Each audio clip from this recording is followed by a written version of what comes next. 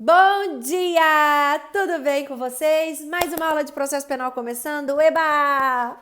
Estamos já no último tópico do nosso semestre. A gente viu tanta coisa. Será que você lembra algumas coisinhas que eu vou falar? Aplicação da lei penal. Da lei processual penal. Ela pode ser aplicada lá fora? E se tiver uma nova lei processual penal, ela retroage se ela for mais benéfica? E os sujeitos do processo? Promotor, juiz, acusado. Quem que pode ser acusado? Defensor. E o curador? Quem que é a figurinha do curador? Investigação. Ai, que delícia essa parte da investigação. Mas é óbvio que antes a gente falou dos princípios processuais, né? Jamais podemos esquecer deles. Ampla defesa, contraditório, juiz natural, promotor natural, publicidade, verdade real, não autoincriminação, estado de inocência. Todos esses princípios, assim, eles são vitais, vitais. E aí a gente entrou na parte da investigação, massa, muito legal, principalmente para você que sonha e há de ser realizado, o seu sonho de ser delegado ou de ser delegada. Tanta coisa bacana que acontece na investigação, tanta parte técnica, mas sem muito engessamento dos atos, né? Como aconteceria ali num processo penal. Vimos o artigo 28. Eita, artigo 28, hein? A gente continua com a redação antiga, no que diz respeito ao arquivamento, mas a gente teve uma super novidade que está lá no 28A, que é o Acordo de Não Persecução Penal, que é o novo Instituto Despenalizador, né? E a gente fez uma comparação também muito singela com os demais institutos despenalizadores. Eu até deixei com vocês um vídeo, um link de um vídeo que eu conversei mais com os alunos de 5º ano sobre esses institutos. E culminamos, enfim, nós não descobrimos, mas nós lembramos que inquérito policial não é a única forma de investigação. Nós temos outras. E aí a gente conversou rapidamente sobre as demais formas de investigação, que foi a nossa última aula, a última coisa que conversamos, e já postei para vocês um texto também acerca dessas outras formas de investigação, porque a gente acabou falando um pouco superficialmente e é muito válido uma leitura complementar. E hoje, qual que é a nossa matéria? É tão difícil falar qual que é a mais importante, sabe, doutores? É bem difícil escolher qual que é a mais importante. Na verdade, a gente vem por uma ordem cronológica, né? Depois das investigações, o que vem? Vem o processo. Aí vai nascer o processo. Mas processo é algo muito abstrato. Então, nós vamos estudar ação penal. Esse é o nosso grande tópico chamado ação penal. E para isso, nós vamos fazer uma divisão de 3 grandes tópicos. 3 grandes partes, na verdade. A primeira parte da nossa aula vai ser sobre os aspectos gerais, a segunda parte vai ser sobre a ação penal pública e a terceira e última parte vai ser sobre ação penal privada. Então, sem maiores delongas, nós já vamos começar no primeiro tópico dessa grande parte, que são os aspectos gerais, relacionado ao conceito. E temos várias maneiras de conceituar, da mais simples à mais sofisticada. Vamos ficar com um conceito simples, porém técnico. O que a gente entende por ação penal? É um procedimento judicial iniciado pelo titular da ação penal quando existir indícios de autoria e prova da materialidade para que seja satisfeita a pretensão punitiva e, consequentemente, imponha uma pena ao infrator. É claro que quando eu falo pena, eu também tenho que lembrar a possibilidade de uma medida de segurança. Então vejam vocês, esse é um conceitozinho um pouco mais elaborado, mas eu poderia também, de uma maneira singela, dizer que a ação penal é o direito que o titular da ação penal tem de, em juízo, requerer a satisfação da pretensão punitiva com a consequente concretização do direito material ou com a consequente imposição de uma sanção penal. Eu não vou ficar ditando aqui devagarinho, porque agora com o vídeo você tem a oportunidade de voltar, mas você vai, e você tem doutrinas nas suas mãos também, mas você há de convir comigo que é um conceito de fácil assimilação. E quando a gente fala, e aí agora voltando ainda ao seu conceito, quando a gente fala que é um procedimento judicial feito pelo titular da ação penal, a gente lembra que o titular da ação penal são 2. Ministério Público, como a grande regra, e o próprio ofendido, ou seja, a vítima em caráter excepcional. Daí por isso que a gente falará, mas vocês já sabem, em ação pública, ação penal pública e ação penal privada. Então, dito o conceito, bem singelo, vamos para o nosso tópico 2. E aí eu conto com a sua participação. Qual é a natureza jurídica da ação penal? A ação penal, todas as regras, todos os artigos que tratam da ação penal, são regras atinentes ao direito material ou são regras atinentes ao direito processual? Ou são regras de natureza híbrida, mista? O que você acha? Quando o legislador, por exemplo, trouxer uma nova regra, criando uma nova modalidade de ação penal ou dizendo que tal crime passa a ser de ação penal pública condicionada ou ação penal privada, como aconteceu com o pacote anticrime, oportunamente a gente reflete de uma maneira mais prática sobre isso. Quando tiver uma nova lei, portanto, que regula a ação penal, essa nova lei, esse novo artigo, esse novo texto de lei, ela é de caráter penal, processual penal ou híbrido? Vai pensando aí e antes eu gostaria de, mais uma vez, lembrá-los. Por que é importante eu saber isso? O que vai afetar a minha vida? Muito, mas muito, vai afetar muito a sua vida. Porque tem coisa no direito, vamos falar a verdade? Não é só no direito não, né? Tem coisa que a gente estuda, fala, mas para que eu estou estudando isso, gente? Mas o que eu vou fazer com isso futuramente? É que talvez agora a gente não tenha maturidade para alcançar, né, a importância de algumas situações. Mas um dia a gente usa, ou não. Mas aqui eu vou te lembrar por que é super importante você saber por que a ação penal ela é de natureza de direito material, direito processual ou híbrido. Porque se vier uma nova lei mais benéfica que a anterior, ela vai poder retroagir. Bom, eu não sei o que você pensou aí.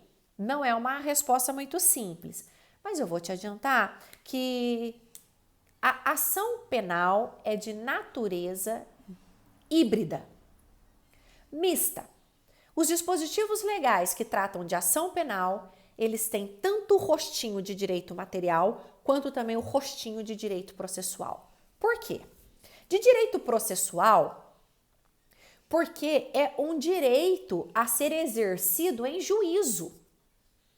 Então, quando eu entro em juízo e postulo judicialmente algo, por meio de algo, isso é de direito processual.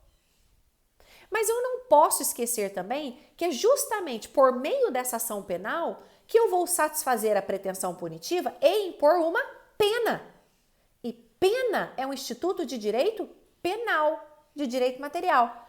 Daí então que ela tem uma natureza híbrida, mista.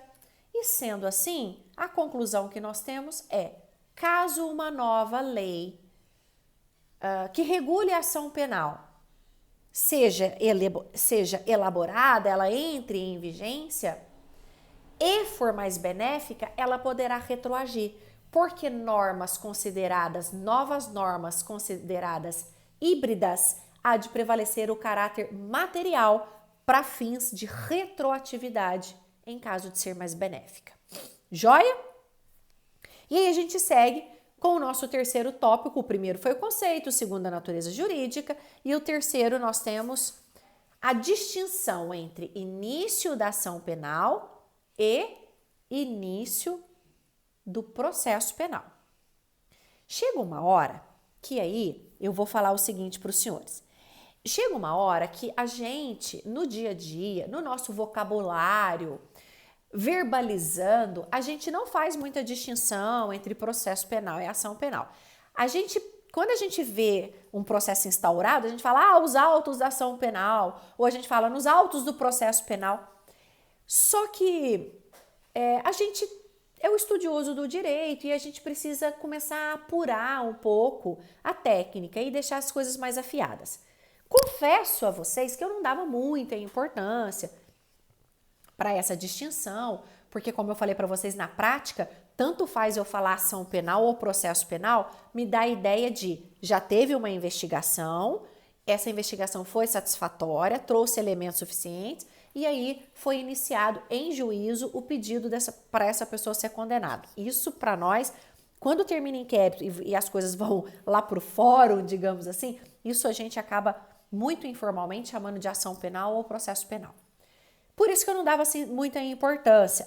Até que um dia, eu estudando, juntamente com alguns alunos, algumas questões de concurso para escrevente do Tribunal de Justiça de São Paulo, caiu uma questão dizendo que quando que iniciava o processo penal. E aí eu falei, caramba, então isso é algo de fato válido a ser conversado. Então vamos lá. Quando que... E aí vocês vão verificar, obviamente, que a gente tem sim uma distinção técnica entre ação penal e processo penal. A ação penal, ela inicia com o oferecimento da denúncia ou da queixa. Basta o ato de oferecer, basta o ato do titular da ação penal encaminhar o pedido de condenação para o juiz. Fez a denúncia, fez a queixa e ao final pediu condenação e isso foi encaminhado hoje em dia eletronicamente ao juiz, ou seja, a petição inicial chamada denúncia ou queixa foi encaminhada ao juiz, o que a gente chama de oferecimento, foi oferecida, pronto, iniciou a ação penal. Independente do resultado que vier, a ação penal já foi iniciada. Sabe por que independe da ação penal, do resultado que vier? Porque a ação penal ela é caracterizada um direito abstrato.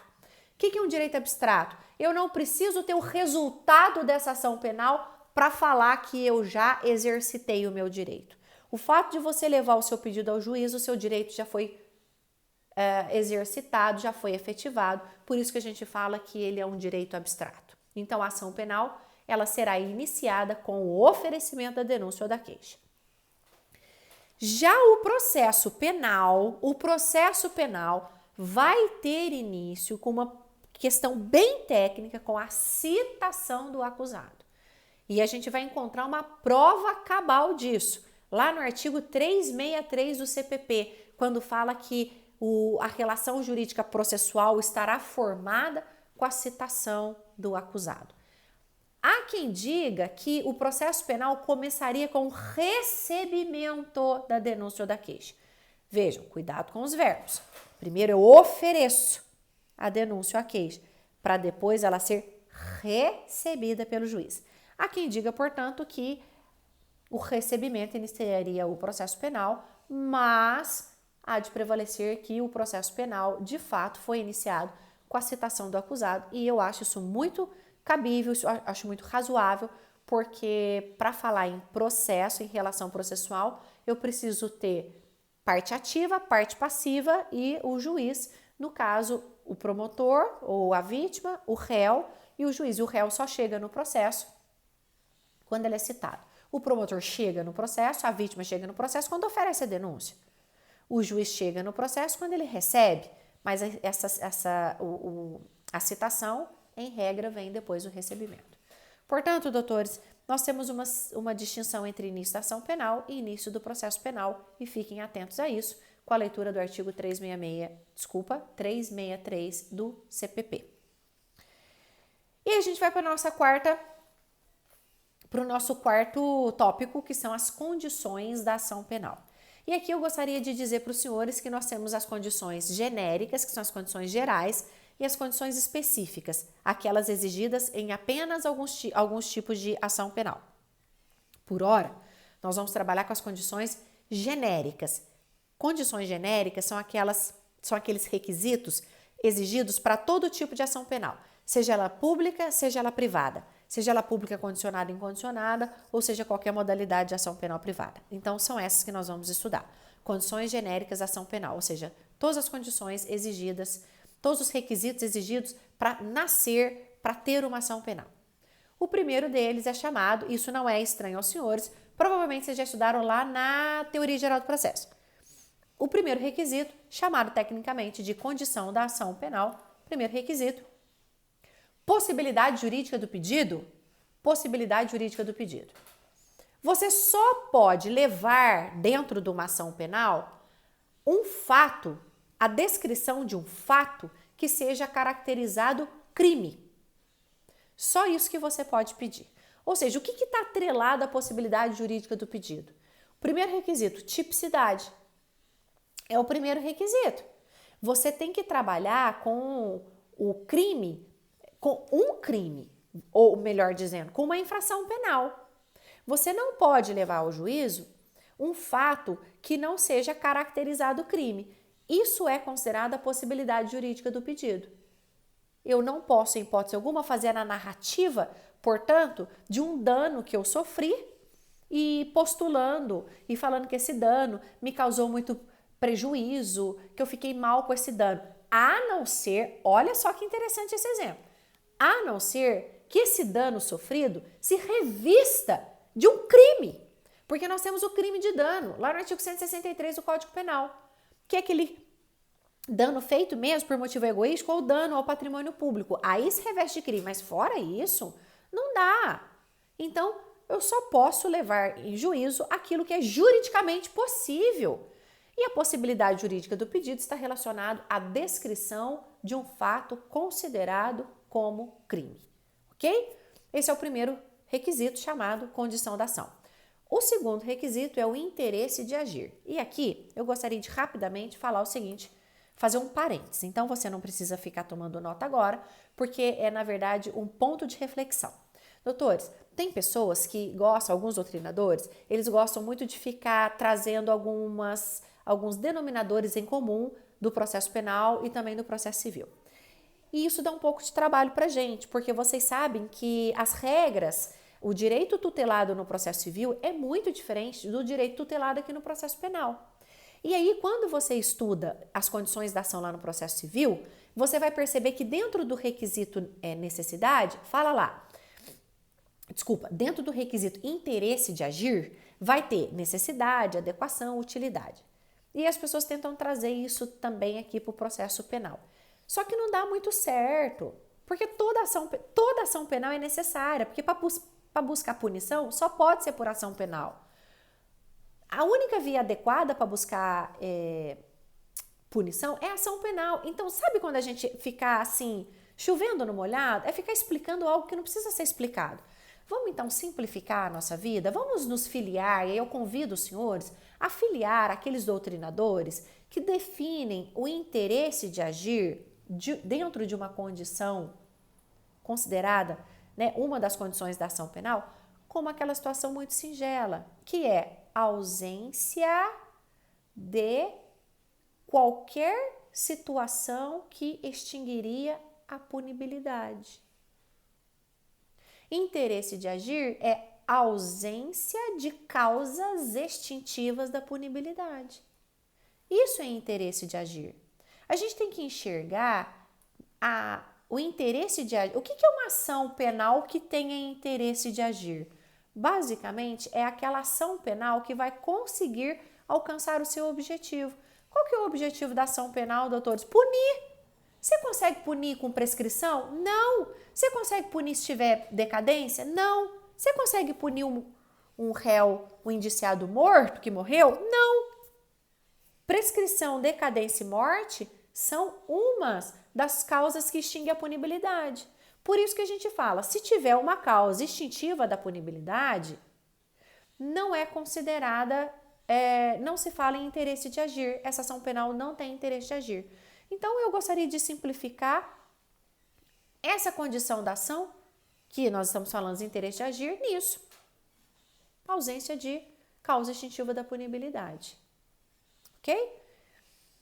E o nosso outro elemento da condição da ação, que é o mais fácil, que é a legitimidade. Não tem como falar em ação penal sem partes legítimas. Quem são as partes legítimas? As partes legítimas são, eu tenho a legitimidade ativa e a legitimidade passiva. Legitimidade ativa é quem pode ajuizar a ação penal, vocês sabem. Ministério Público como regra e o ofendido em caráter secundário. Quem que pode sofrer uma ação penal? Contra quem essa ação penal será ajuizada? Contra aquela pessoa que tenha mais de 18 anos e, de fato, cometeu uma infração penal. Vocês sabem muito bem que não pode figurar numa ação penal um menor de 18 anos. Assim como também vocês sabem que não pode figurar numa ação penal uma pessoa que até tenha mais de 18 anos, mas não tenha cometido crime. Mas quem não cometeu o crime é claro que não vai estar numa ação penal, mas às vezes as pessoas podem achar, e aí vamos, numa seara mais leiga, o filho matou, é o pai que devia ser processado, é o pai que é o responsável. Não, a gente sabe que o menor de idade, que no processo penal a responsabilidade é óbvia, ela é estritamente subjetiva, ela não passa da pessoa de quem cometeu o crime. Então, quando a gente fala em legitimidade, está fácil. Aliás, essa legitimidade passiva, que nós acabamos de falar sobre ela, nada mais a gente acabou recordando sobre o acusado. Quem pode ser acusado no processo penal? O que tem mais de 18 anos e que tenha cometido um crime. Essas são, portanto, as condições da ação penal. Mas eu preciso fazer uma observação rápida para a gente encerrar esse primeiro take, para que a gente possa... para que vocês não sejam pegos de surpresa com um quarto elemento da ação penal. Professora, tem um quarto elemento da ação penal? Ai, gente, olha, isso daí nós temos uma pequena discussão. Se ela não for o quarto elemento, então você vai ter que encaixar num desses três que nós falamos. Qual que seria o quarto elemento da ação penal? Super conhecido de vocês, justa causa. O que é a justa causa? Indícios de autoria e prova da materialidade. Professora, mas eu estou lendo aqui e me parece que a justa causa não é uma quarta condição da ação penal. Tudo bem que você não enumere ela como uma quarta condição da ação penal, mas, amigo, ela é também um dos requisitos para ter uma ação penal e super importante esse requisito. Então, se você não quiser colocá-la como a quarta condição da ação penal, insira dentro de qual que seria melhor? A justa causa seria inserida melhor em qual das condições que nós vimos? Possibilidade jurídica do pedido, interesse de agir ou legitimidade? Você pensa aí enquanto a gente já retoma o próximo vídeo?